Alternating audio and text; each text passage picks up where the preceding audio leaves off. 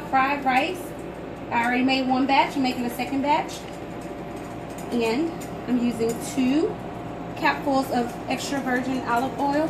This oil has been prayed over. And so I use it because not only is olive oil really good for this recipe and life, but also has an extra blessing on it. And so I love using it. And I always use 2 capfuls for every batch. Okay, so then what I do is I take, this rice has already been cooked. I have 4 cups. It's already been cooked, and this is a preheated pan. I'm just going to throw the rice in there. You hear it frying. I'm going to do another spoonful. Maybe just a little more. Okay. So it goes right in there. And then what I'm going to do is do about 6 to 8 shakes of the soy sauce. You can use with choy, whatever. 1, 2, 3, 4, 5, 6. I counted to 6. That wasn't 6 shakes. Henry, don't judge me. Okay. And so I'm just going to start mixing it all together. And again, you can hear it frying. That's what the fried rice is all about, is frying. So if you're a health nut, this is probably not for you. But this is St. Louis style fried rice. You can make it at home and not be concerned about if you got real meat or the other meat. You don't know exactly what you're putting inside of it. Okay, so you want to stir this all up until all of it is coated with soy sauce.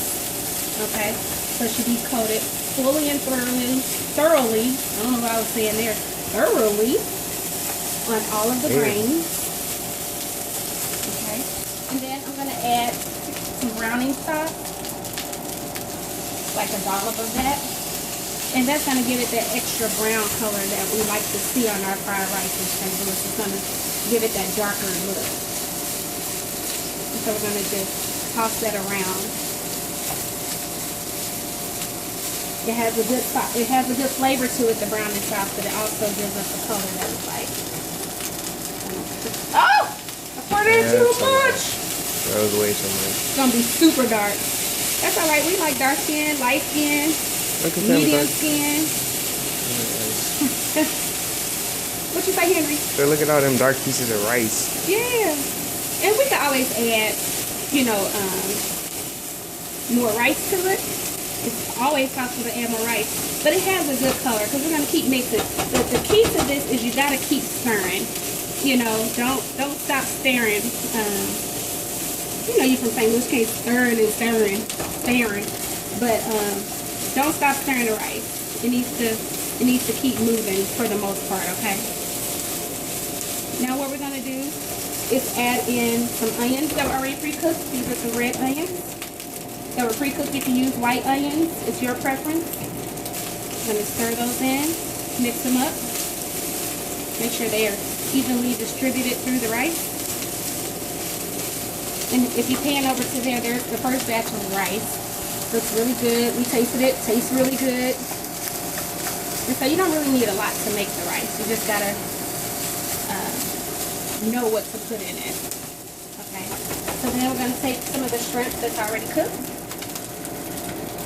Sauteed it in butter with a little bit of onion, onion powder, and cracked black pepper, just to give it a little taste on the shrimp. But they are already pre-cooked, deveined, tails taken off, and cut in half. These were medium-sized shrimp. And so we cut them in half just so you can have the taste of shrimp in almost every bite. Okay. Now what we want to do is add some eggs. We pre-cooked the eggs. They were what's that called? Scrambled. Thank you, Henry. They were semi-scrambled, and so they'll finish scrambling and cooking inside the rice here. And so back to tossing.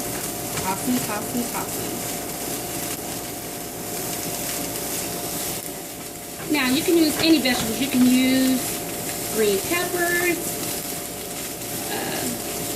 red peppers, whatever you want to put in it. It's up to you. Just make sure that you cook all of your ingredients first. You want to cook them all first because all you're doing is mixing ingredients that are already done and complete. The last thing we're going to add are our bean sprouts. I'm going to throw these in here. And we want to cook those last because we don't want them to be rubbery and, you know, nasty. You don't have to use them. I just like them. And Henry, you like them? Yeah, they're alright. They're alright. Alright. Alright. So they alright. So we're just frying the rice. And we're frying. You can add more soy sauce if you want, or you can add it on after it's cooked. Either way. But that is what St. Louis fried rice is supposed to look like. That's what it's supposed to smell like, and I promise you it's what it's supposed to taste like. And so we're just gonna let you see that in the pan there. Looks awesome. You can add as many meats as you want, like if you want to make a special one, or you can make a vegetable one, you know, where you're not putting in, you know, any meat. There's a lot of vegetarians out there, so we want to make sure that, you know, they give it. And then all we want to do is add it to the other batch. We're just going to mix it. I'm telling you, our neighbors are going to be excited today about dinner. They're getting St. Louis style fried rice. All right, people, enjoy.